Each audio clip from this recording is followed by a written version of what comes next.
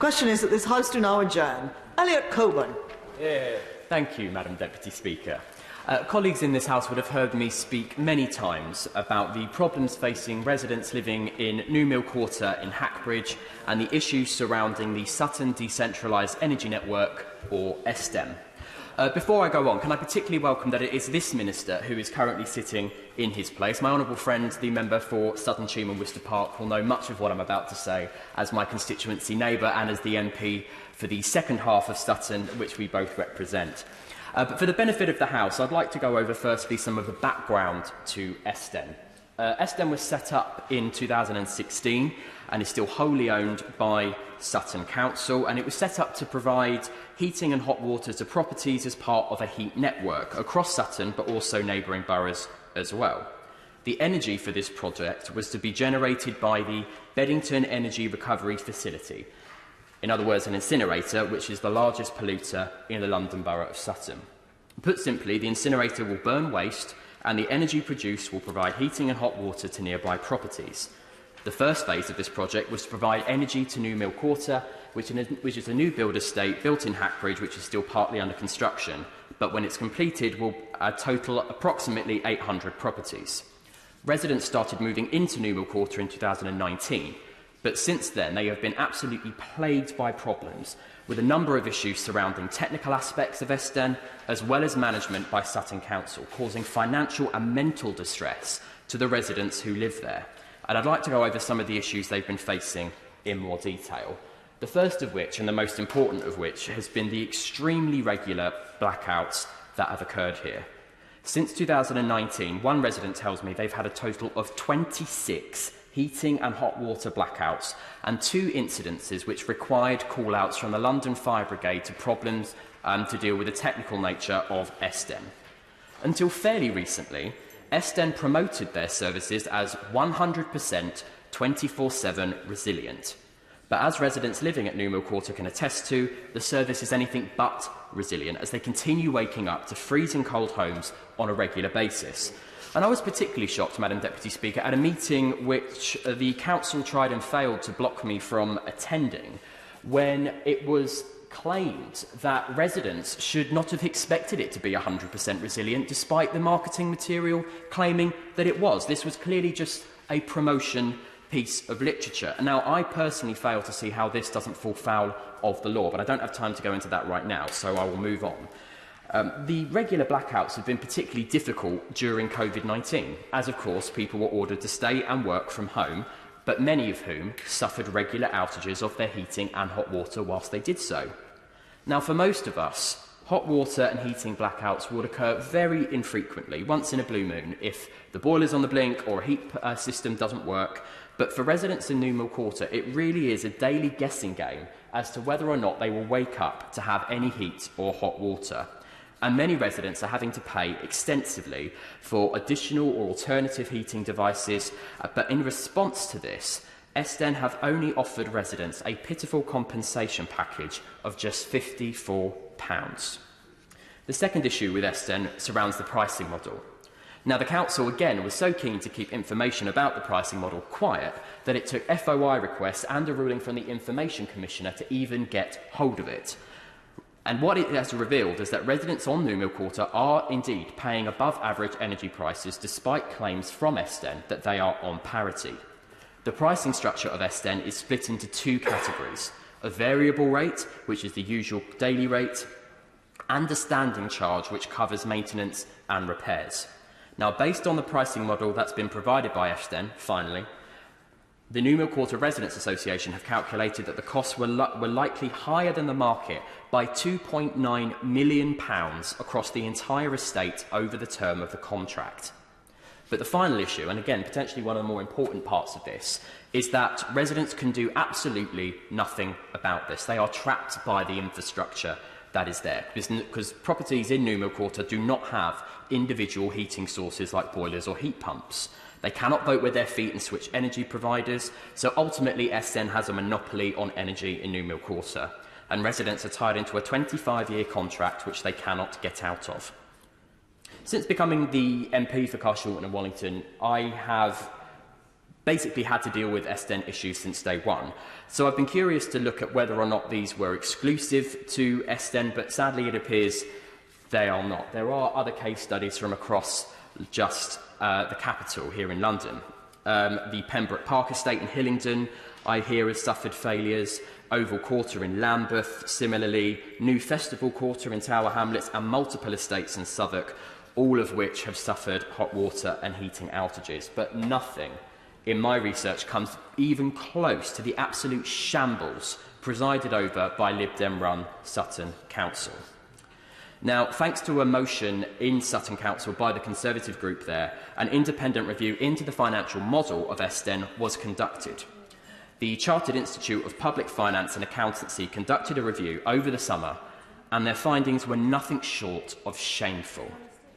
It was concluded that Sutton Council made false assumptions in their financial modelling to gain approval for their heat network. This was essentially a fake news business document. The model falsely included 75 dwellings that do not exist and funding grants that were never obtained. The report concluded that SDEN was not financially stable. In order to improve the financial resilience of SDEN, the report suggests two things: increases in tariffs to the customers who are already paying above market and energy prices, and revise the funding available from the taxpayer to pick up the pieces. Now, the second issue I want to look at is the fact that SDEN is dependent on the Beddington incinerator to operate. But this, to me, creates a paradox. SDEN claims to be a low-carbon energy provider, but this was used as a condition to get approval to build an incinerator, which is the largest polluter in the borough. To me, those two statements just don't add up. It relies on the burning of waste to keep it going, and yet the Lib Dems have claiming that they can increase recycling rates this way. Incineration is not conducive with our net zero targets, and indeed it is the government's policy to phase out incineration in their waste minimisation strategy. So as recycling levels increase and reduce and recycle is increased as well, the amount of waste the borough produces to burn and the boroughs that send their waste to SDEN to burn will inevitably reduce as well. So that can only mean one thing, one of two things even. Either SDEN will have to have waste imported into the Beddington incinerator to keep the incinerator operational, or the incinerator becomes obsolete, and therefore there is no waste to burn, and therefore these homes are going to be left with no source of heating. However, I don't think the latter is likely anytime soon, because the Beddington incinerator, which was improved by the Lib Dem Council in 2013, is now looking to expand the capacity. The operators are applying for an increase in the amount of waste it can burn, and much of this will be imported from outside of the borough. More waste equals more vehicle movements, equals more incineration, equals more air pollution and carbon emissions. But to add insult to injury, there has been a complete lack of understanding, lack of any empathy or action from the Lib Dem run council, including the Lib Dem councillors representing this area, which may explain why it seems most of them are jumping ship like rats leaving a sinking ship, rather than dare face their electorate for re-election in May. They are still touting this scheme as a huge success, proof indeed of their competence and demonstration of how well they run things. Well, Madam Deputy Speaker, if that's how they run things, it's no wonder that more and more lifelong Lib Dem voters are telling me that they simply cannot get them back into the council in May. But this is where we need the government to try and help. This is a relatively new form of energy which is almost entirely unregulated, so new consumer protections are needed. And I'd like to welcome the work that BEIS is doing to regulate heat networks. I do indeed support the decision for Ofgem to act as the regulator, with Citizens' Advice acting as advocates for customers and the Energy Ombudsman responsible for solving disputes. We need regulation and consumer support as soon as possible. In order to meet our net zero ambitions, heat networks are set to increase by 800%. That's a lot of growth in a short period of time. To protect and help current and future heat network customers, this regulation needs to be expedited. People are trapped in homes unable to sell due to the well-known issues with heat networks. The regulators need to have enough bite to resolve the issues that customers are experiencing, including compensation for historic complaints, ensuring that these projects can be future-proofed. But there are some problems yet to be addressed. In the case of SDEN, There have been failures by the public sector local authority and the private sector developer/energy provider, which needs cross-departmental support. Sutton Council, as I've already said, established this heat network under false pretences and have failed to manage its finances. So I would be very grateful to hear how BEIS and the Department of Levelling Up Housing and Communities can work together to ensure that rogue local authorities and incompetent local authorities are not failing consumers to prevent them from conducting these projects without legitimate financial models. And wider conversations need to be had about how we can liberate the heat network market so they are not monopolised into the detriment of customers trapped in long-term contracts. Madam Deputy Speaker, to bring my remarks to a close, SDEN has been a catastrophic failure. It was founded on fantasy, it isn't working, and now local residents are going to be asked to foot the bill for this vanity project. But at the heart of this are residents trapped with nowhere to go. They cannot change provider due to the monopoly of heat networks like SDEN, so we need that tougher regulation. We need the energy price cap to apply to heat networks, we need compensation when things go wrong, and we need assurances that incompetently run councils like Lib Dem-controlled Sutton aren't the final arbitrator when things go wrong. Madam Deputy Speaker, the Lib Dems aren't going to help these residents. They just don't care. So I hope the government can step in with tougher regulations to protect SDEN customers from the disaster that they've been left with. Mr. Paul Scully. Thank you, Madam Deputy Speaker. Let me begin by congratulating my honourable friend, the member for Carshalton and Wallington, for securing this important debate today and managing to raise the issue in Carshalton and Wallington for, I think we're well over 3 figures now, and the number of times he's stood in this place and raised Carshalton and Wallington matters. And indeed, far too many times, unfortunately, he's had to mention SDEN, because those members of residents in New Mill Quarter have had to suffer. I've seen a lot of the comments, not as detailed as him, because he's been there as a dogged champion for those residents in New Mill Quarter right the way through this, but obviously similarly local Facebook groups and other newsletters that I've read as a Sutton Member of Parliament just really do call out for someone to come in and sort this out. In May, ironically, we had exactly that opportunity. But look, I'm really sorry to hear about those constituents of my honourable friend, including those at New Mill Court, who have been experiencing all of those issues on their heat network. I absolutely sympathise with the difficulties this must cause, and I totally agree with my honourable friend the need for protections for heat network consumers. The constituents' experience that we've heard about highlight the importance of government's commitment to regulate the heat networks market within this Parliament. Because heat networks are vital to our net zero ambitions. As we set out in the heat and building strategy, they're the only way that we can unlock large-scale renewable and recovered heat sources like energy from waste heat and heat from rivers and mines. When they're deployed effectively, they can bring together a greater heat efficiency than individual gas boilers, lower costs for consumers, unlike what we've just heard, and support local regeneration. But we do recognise, when we hear these kind of examples, that we need to regulate the market to ensure protections for heat network consumers. So in 2017, government commissioned a survey to quantify consumer experiences with heat networks in England and Wales. And those results showed that consumers connected to a heat network generally receive a good service and are satisfied as non-heat network consumers. They also showed that on average, a heat network consumer is likely to pay £100 less per year for heating and hot water compared to consumers on other utilities. So we can see that heat networks per se can be a very, very good thing.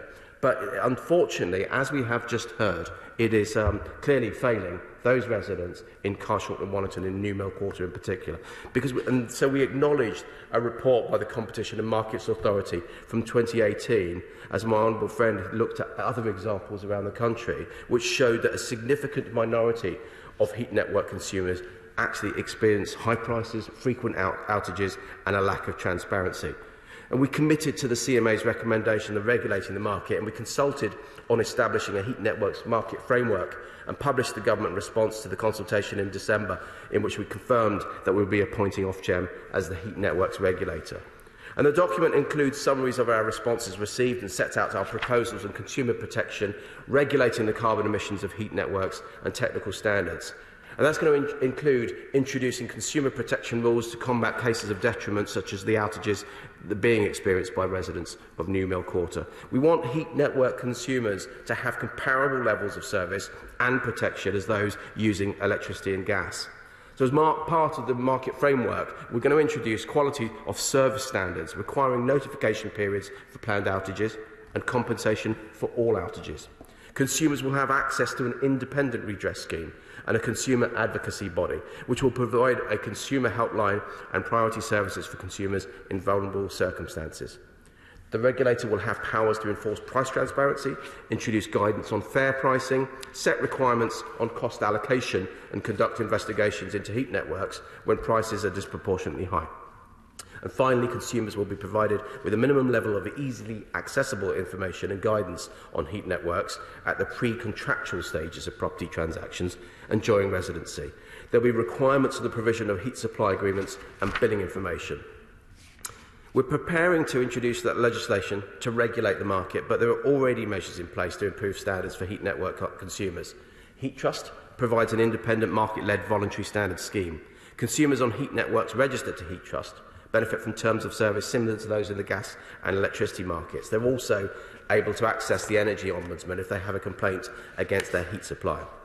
In 2019, my department, BEIS, wrote an open letter to all heat networks encouraging them to register their schemes with Heat Trust. We continue to encourage schemes to sign up to raise standards now and prepare for regulation.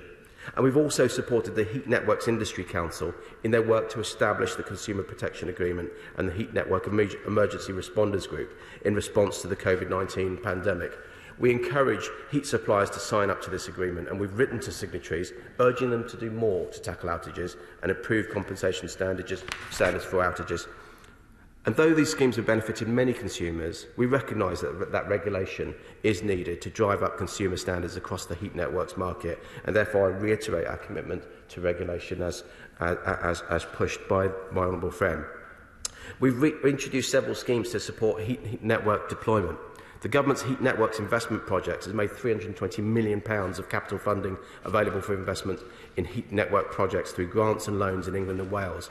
And that will be succeeded by the Green Heat Network Fund in 2022, which will support and incentivise the use of low-carbon heat sources in heat networks. Both of these investment projects ensure adequate consumer protection measures are in place by requiring projects to demonstrate heat trust or equivalent levels of standards. This ensures that we will only support heat networks that deliver fair pricing and that are well-designed, efficient schemes and systems. Therefore, and furthermore, we've been carrying out work on improving performance across a number of existing heat networks. That provides an evidence base for the development of the Heat Networks Efficiency Scheme, which will part fund operational performance improvements and carbon emissions reductions in existing systems. Further details will be announced later this year. Now, I was really interested to hear my honourable friend's description of what's happened in Sutton, and he has raised this, as I say, on a number of occasions to my honourable friend, the Secretary of State, and also the new, whilst he was Energy Minister, and obviously the new Energy Minister as well. Now, BEIS officials were concerned about the issues that were raised by customers connected to Phase 1. And so they asked the Council how those grievances were addressed before approving Phase 2 funding. Now, Sutton Council at the time clearly did recognise, they had to recognise that there were service interruptions in 2020 as a result of technical failures caused by the housing developer during the network installation phase of the New Mill Quarter development in Hackbridge. And at the time, they apologised. They paid a goodwill compensation payment to all affected customers as part of their apology. And obviously the primary heat source connections moved from temporary to permanent to the Beddington landfill gas site was successfully completed in March 2021. And this is the interesting thing, because I've seen my honourable friend, his videos on social media when he's been around New Mill Quarter talking about the outages that are happening just last month. But the Council are giving us figures that saying since being connected to the primary heat source, the reliability of the heating network has significantly improved, with an availability rate of 99.8% being achieved from March to September 2021. But the residents that I've heard from and indeed the story from my that my honourable friend tells suggests a different story entirely. And what we have to remember that councillors and indeed councils do not exist to install heat networks. They do not exist to install incinerators on one of the most polluted roads in London. They exist to actually provide a service for their residents who elect them in the first place. They would be nothing if it wasn't for the people that they serve. So they should be there to actually make sure they keep people warm. They give them hot water. They actually get rid of their rubbish in an environmentally responsible way. That is the purpose. The incinerator and the heat system is a mechanism to achieve all of that, but it's not a means to itself. So the council needs to be responsive to its electorate. It needs to be responsive to those residents. So it's disappointing to hear my honourable friend talk about the lack of empathy and the lack of sympathy shown to those residents. If it's the council that's providing that service directly rather than a third party, then it should be more responsive and it should be serving those residents. And I hope, therefore, in May, that those residents will be able to reflect that in their consideration, because councillors need to be accountable. If we are to devolve power to local authorities, and I'm a big fan of devolution, always have been, then it's really important that residents actually are able to pull people up, councillors up, so they don't get arrogant, they don't get complacent, and remember that they will be voting in councillors that will be there for the next 4 years. 4 years is a long time. Just think back to 2018, how long ago that seems. But the next 4 years, we want to make sure that those residents in New Mill Quarter can get the hot water, the heating, that frankly, not that they deserve, they pay for it. It's a service. And so they need to have councillors that would be far more responsive. And just a final word on the incinerator. As I said, I was there when remember speaking about incinerators to one of the previous environment spokesmen on the Sutton Council when I was the leader of the opposition on Sutton Council. And then when it came in, and it had been talked about then, and then when it did come in, so much of the debate of the pollution was actually about vehicle movements, supplying that. And it's disappointing that despite, I think, burning 70% of the 5 boroughs, the boroughs that it serves in the South West London Partnership's waste, it doesn't have enough to feed it. And my honourable friend absolutely was right to talk about the circular nature of the argument that was in that bid, which included some dubious numbers.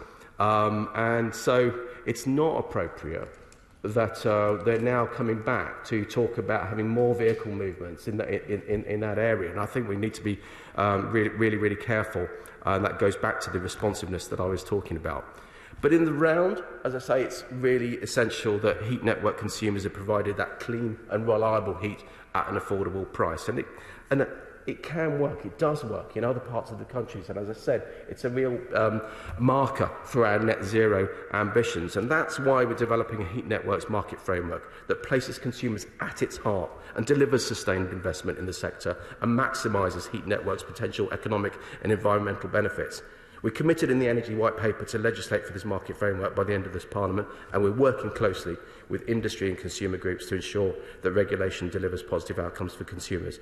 Madam Deputy Speaker, can I just conclude by once more congratulating my honourable friend, the member for Carshot and Wallington, for being such a champion for his area, for securing this debate and raising some really important issues for the residents of New Mill Quarter and beyond.